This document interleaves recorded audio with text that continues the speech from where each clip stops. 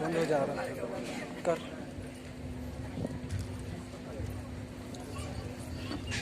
बस ऐसे दूँ जमा करना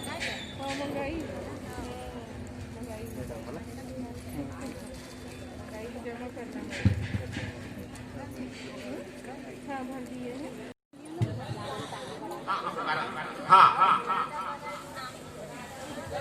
आचार्य सुदर्शन देव संचालक गुरुकुल हरिपुर को धन्यवाद।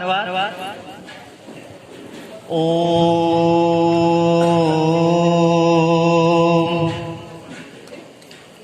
यो भूतं च भव्यं च सर्वं यश्चाधितिष्ठति स्वर्यस्य च केवलं तस्मै ज्येष्ठाय ब्रह्मणे नमः।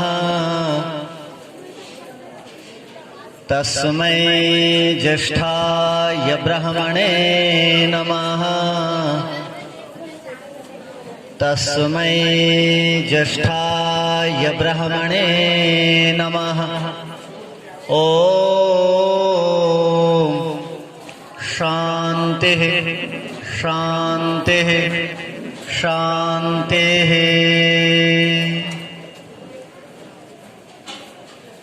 आर्य समाज बैजनाथ पारा के सभी नवनिर्वाचित आदर और सम्माननीय सभी पदाधिकारीगण तथा इस आज के इस सम्मान कार्यक्रम में उपस्थित हमारे छत्तीसगढ़ आर्य प्रतिनिधि सभा के प्रधान हमारे भाई आचार्य अंशदेव जी, आदरणीय मंत्री दीनानाथ जी मुमुक्षु जी, हमारे बीच उपस्थित आदरणीय काशीनाथ चतुर्वेदी निर्वाचित इस बैजनाथ पारा के। और ये तो लग रहा है ये बड़े हम लोग चुनाव के जब पर्यवेक्षक बन के आया तो मेरे को ऐसा लग रहा था नया नया लोगों को दे दिया जा रहा है, बड़ा बड़ा पद है नहीं। प्रधान जी भी आए तो बोलता है जी क्या बोलूं, मैं तो अभी नया नया आया हूँ। मैं कहा भाई नया किस लिए, पूरा आपने पूरा भारत माने मध्य प्रदेश, भारत में भी मध्य प्रदेश सबसे बड़े राज्य, उसका इतना दिन आपने नेतृत्व किया। अब छत्तीसगढ़ में पूरा जिला में आप दौड़ दौड़ करके नेतृत्व कर रहे हैं। और माननीय योगी राज जी कवि जहां न पहुंचे रवि वहां पहुंचे, ऐसे ऐसे लोग आगे ठीक है नहीं संचालन कर रहे हैं। बहुत ही मैं इनका इस ऊर्जा को देख करके और इनके पुरुषार्थ को देख करके, इनके पहले ही कार्यक्रम को देख करके, हम तो देखिए आर्य लोग हैं। जब गांव के अनपढ़ महिला भी चावल खाना बनाती है तो चावल ऊर्जावान है, मातृशक्ति है, आप लोग सब अनुभवी हैं। और माननीय हमारे दीनानाथ जैसे, माननीय हमारे शर्मा जी जैसे, माननीय हमारे पुराने जितने हैं, ये नया तो है लेकिन इनके नींव में, इनके साथ में वयोवृद्ध अनुभवी लोग हैं। तो ये ऊर्जावान, ये कवि और ये ठीक है नहीं विद्वान लोगों को ये लोग हमेशा हमेशा आशीर्वाद देते रहेंगे, इनका छत्र छाया बनते रहेगा, ये हमेशा आगे बढ़ते रहेंगे।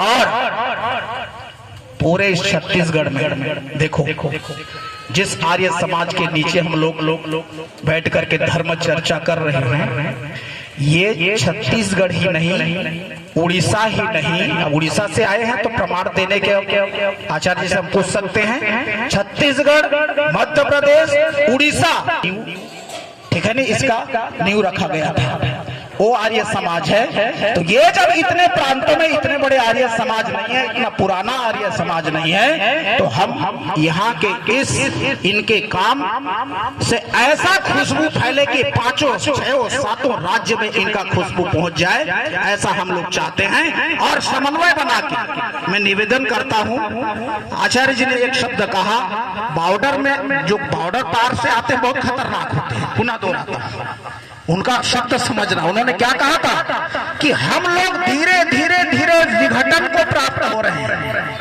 हम टूटते जा रहे हैं। शब्द था हम तोड़ने का काम न करें अपितु जोड़ने का प्रयास करते रहें। हम लोग माला गूंथें, हम हम साथ साथ में मोती भी गूंथे।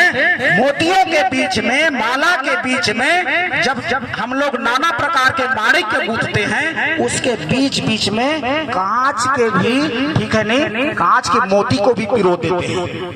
तो अगर सोना का गूंथते हैं, कांच का मोती गूंथते हैं, तो सोना भी, सोना के साथ में मोती भी, कांच का वो भी चमक जाता है, ठीक है नहीं, उसका सौंदर्य बढ़ जाता है। तो ऐसे भी पुराने लोगों को साथ लेकर के, अपने बिछुड़े लोगों को साथ लेकर के चले। आप तो कहते हैं चले चल चले चल चले चल, ओ राही रे तू चले चल, है साथ सबको लेकर चले चल। तो ऐसी भावना को रखते हुए मैं भी आप लोगों को आश्वासन देता हूँ कि छत्तीसगढ़ सभा आप लोगों के साथ हमेशा, सभा छत्तीसगढ़ सभा साथ रहेगी, है, ठीक है नहीं, पहले भी रही है, आगे भी रहेगी, वर्तमान में भी है। छत्तीसगढ़ सभा का क्यों, छत्तीसगढ़ सभा भी ऋणी है। नमस्कार, आप देख रहे हैं न्यूज़ 72। मैं रविंद्र राजपूत एक बार फिर आपका स्वागत करता हूं। आज हम खड़े हैं आर्य समाज बैजनाथ पारा का एक बहुत ही विख्यात केंद्र, इसकी इकाई कमल विहार में भी है। आज यहाँ पर नए पदाधिकारियों का सम्मान, बाहर से आए महर्षियों का सम्मान और भी अनेक कार्यक्रम हो रहे हैं। हमारे साथ समाज के इस केंद्र के प्रधान श्री लक्ष्मी नारायण वर्मा महतो जी जुड़ चुके हैं, उनसे हम चर्चा करेंगे। बहुत बहुत स्वागत, अभिनंदन, आभार आपका सर। धन्यवाद। ये बताइए कि अगर परिभाषित करें आर्य समाज को, क्या है आर्य समाज? स्वामी महर्षि दयानंद आर्य के बताए हुए रास्ते में चलकर हमारा हिंदू धर्म का प्रचार, वेद का प्रचार और लोगों जन भावना में हिंदू धर्म का प्रचार करना है, आगे बढ़ाना है। साथ ही योग को भी महत्वपूर्ण योगदान समझते हुए उसे भी आगे बढ़ाना है। आर्य समाज की भूमिका कैसे रहती है समाज में? अगर हम क्योंकि आज की आधुनिकता को देखें तो युवा पीढ़ी हमेशा आधुनिकता में जाता है, तो युवा पीढ़ी को कैसे आर्य समाज में आधुनिकीकरण में वैदिक योग ये सब कैसे प्रेरित करेंगे आप? हम लोग उसी का प्रयास कर रहे हैं, ये उसका पहली कड़ी है। पहले लोगों को आर्य समाज में इस प्रकार का कार्यक्रम होता था, उसकी जानकारी नहीं होती थी।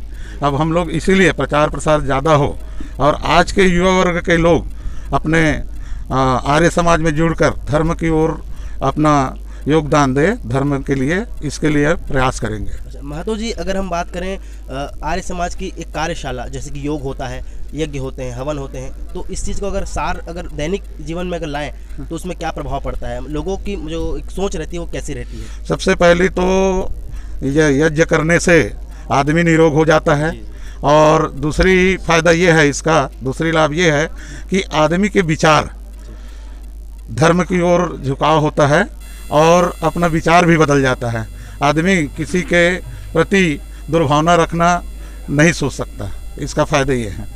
अगर हम बात करें आज के विषय की, तो आज अगर सम्मान समारोह में कैसे लोग आए हैं, कहाँ से आए हैं, ये सब की बन जानकारी है? हमारे बीच बहुत धर्मशास्त्री आर्य समाज के विद्वान आए हैं। हरिपुर उड़ीसा से हैं, गुरुकुल हमसेना से और अपना भिलाई आर्य समाज से, यहाँ टाटीबन से पधारे हुए हैं। सभी जगह से। जी जी जी। आपके लिए एक चुनौतीपूर्ण समय रहेगा, आप प्रधान भी हैं विनय जी। कैसे देखते हैं समय को? नहीं, अपन चुनौती को स्वीकार करते हुए आर्य समाज का ज़्यादा से ज़्यादा प्रचार प्रसार हो, वेद का ज़्यादा प्रचार प्रसार हो, शिक्षा की वही प्रचार प्रसार हो, हमारे आर्य समाज के माध्यम से ऐसा प्रयास करेंगे। अगर 2 मिनट में अगर हम कहें समाज को कुछ संदेश देना चाहते हैं आर्य समाज के तरफ से, तो आप क्या देंगे? मैं यही दूंगा कि लोग आर्य समाज में आकर जुड़ें और हिंदू धर्म की रक्षा करें। बहुत बहुत धन्यवाद, आपने समय दिया और बहुत ही अच्छा उन्होंने वक्तव्य दिया अपना। तब तक के लिए देखते रहिए न्यूज़ 72। मैं रविंद्र राजपूत, कैमरामैन नवीन के साथ, रायपुर।